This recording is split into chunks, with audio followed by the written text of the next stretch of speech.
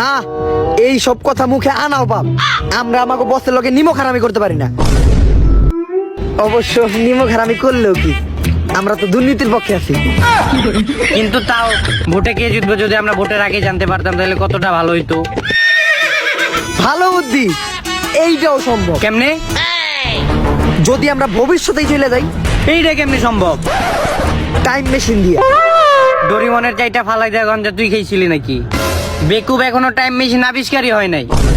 তুই তো তাইলে কিছুই জানোস না।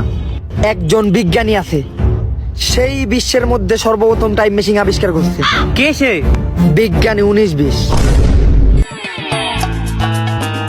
এই দেখ, এইটাই হইলো সায়েন্টিস্ট 1920। কিন্তু ওরা দেখে তো আমার মনেই হয় না যে ও কোনো কিছু আবিষ্কার করতে পারে।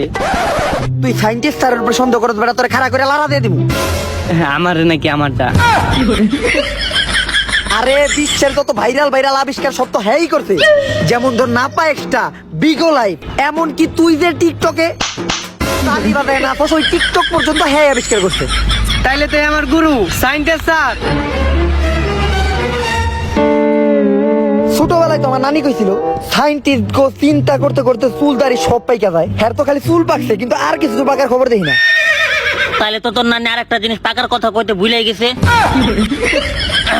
যাই হোক, কি দরকার আছে সেটা কর। সায়েন্টিস্ট স্যার, আপনি এনে কি করতেছেন? আমি এই জায়গায় এক্সপেরিমেন্ট করতেছি, ইট বানামু।